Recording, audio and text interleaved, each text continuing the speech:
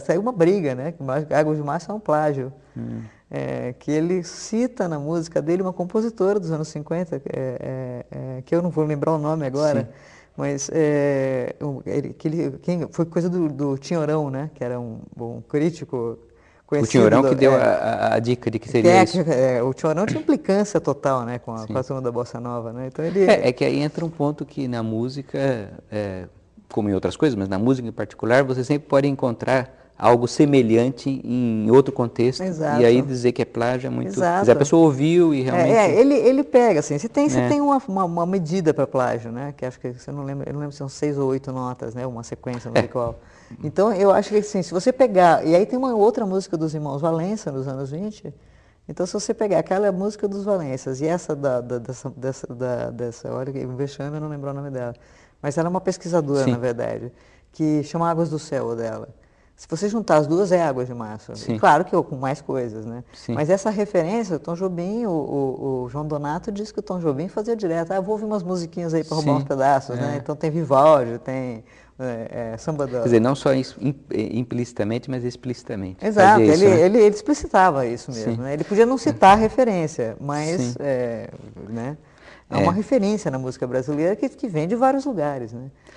Agora, Carol, voltando àquela questão que estávamos falando das mulheres Aham. e as mulheres compositoras e intérpretes, uma questão que me surge é a seguinte: os homens, muitas vezes que todos esses, tanto os compositores quanto intérpretes que tiveram sempre muito destaque e tiveram qualquer tipo de questão comportamental sendo posta em baila, isso muitas vezes foi a seu favor. Quer dizer, então, era um boêmio, tomava muita bebida ou qualquer outra coisa. Agora, em que medida você não acha que as mulheres, elas são um pouco julgadas, tanto cantoras brasileiras como internacionais, a partir de outros critérios? Quer dizer, então, a mulher, ela assim, se ela tem esses mesmos comportamentos que num homem passariam despercebidos ou até positivos, acabam caracterizando um pouco como Exato.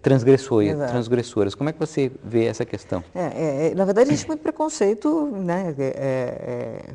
Alguns velados, alguns bem escancarados, né? Então, você tem por exemplo, no caso da Rita Lee, é comum, acho que eu já vi umas 3 vezes, esse tempo todo, assim, Rita Lee tenta o suicídio, Rita Lee toma overdose. A própria Cássia Eller, quando morreu, lembra que teve a Sim, eu história, lembro. a primeira coisa que se falou foi overdose, né?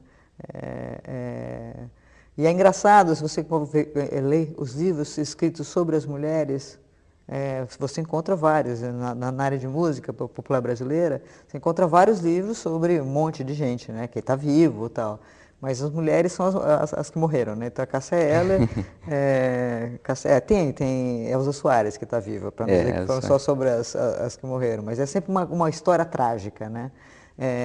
Carmen Miranda passou por... Carmen Miranda tem até uma história engraçada. Ela passou por vários preconceitos, inclusive aqui no Brasil, né? Tem uma história famosa que ela foi vaiada no Cassino da UCA por causa da influência do... Ela não quis gravar, por exemplo, Assis Valente, aquela música que depois foi gravada pelos Novos Baianos. Mas claro que foi mais gente antes.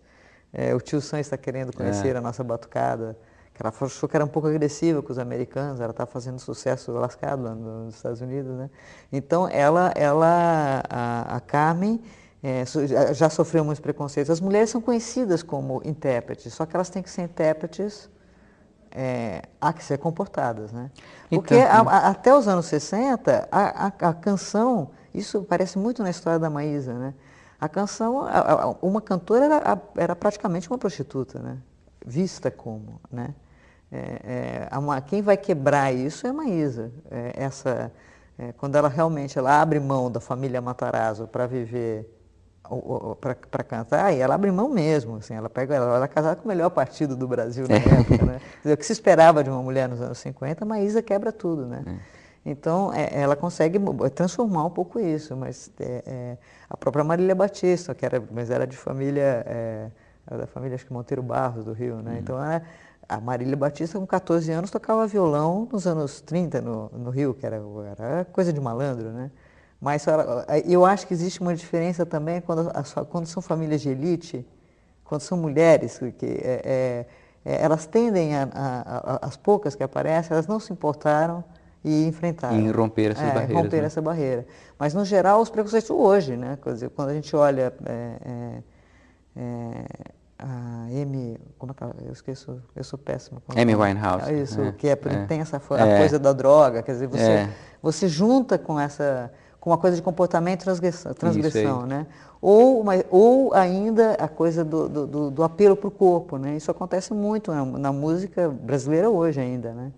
É claro que a gente tem os grandes nomes que se firmaram, principalmente dessa turma dos anos 60, 70, né? Por exemplo, Maria Bethânia, Nana Caymmi, a gente tem grandes nomes na música que hoje são divas, né? Que são mais antigas. Mas tinham o comportamento muito transgressor nesse tempo também, né? Nara Leão, que tinha história... A Nara, o Sérgio Cabral escreveu sobre ela um livro que assim... alguém deveria escrever mais sobre Nara Leão, sabe aquela coisa? Porque ela foi uma batalhadora. A Nara enfrentou a ditadura militar escrevendo quando mataram o Edson Luiz, né? Que era aquele estudante nos anos 60. Ela escreveu uma carta no Jornal do Brasil, pública. Ela houve um espancamento do júri do Festival Internacional da Canção que a Nara presidia, porque os militares pediram para tirar a Nara Leão do jurado. Dos jurados, e aí os jurados se revoltaram. Entre eles estava o Roberto Freire, que acho que foi quebrar a perna dele com espancamento, né, na ditadura militar. Quer dizer, você tem histórias na música, que é a participação das mulheres, que são, assim, você vai encontrando. A Carmen Miranda, que eu disse que é uma história interessante, eu achei 2 composições dela com Pixinguinha. Aí, lendo o livro do Rui Castro, ele fala, mas a ideia pode até ter sido da Carmen, da letra, mas tem toda a cara do Josué, ele que deve ter montado a letra para ela colocar o nome. Então, quando aparece... Mesmo quando aparece, se coloca em dúvida a capacidade das mulheres de fazerem as coisas. Né? Na música, tem uma historiadora americana que escreveu sobre Janis Joplin, dizendo quão surpreendente foi Janis Joplin aparecer em 67 numa área que era tão masculina como o rock and roll, né? Porque o rock and roll tinha essa história mesmo. Verdade. Né? Tem a brincadeira da pelvis do Elvis, né? Você tem, quer dizer, era uma coisa muito sexual, que era uma coisa proibida para as mulheres, né? Era evidentemente uma música com cunho sexual, aquela coisa do corpo mesmo, né? Que já referenciando para os aí a gente pensa em Billie Holiday, né? Aquela coisa toda. Carol, bom, nós estamos aqui entusiasmados com a sua apresentação desse tema e acho que você deverá voltar ao nosso programa. Uma satisfação muito grande recebê-la hoje no Diálogo Sem Fronteira, Carol. Um prazer, agradeço muito o convite e eu voltarei com prazer. E convido a todos ao próximo Diálogo Sem Fronteira.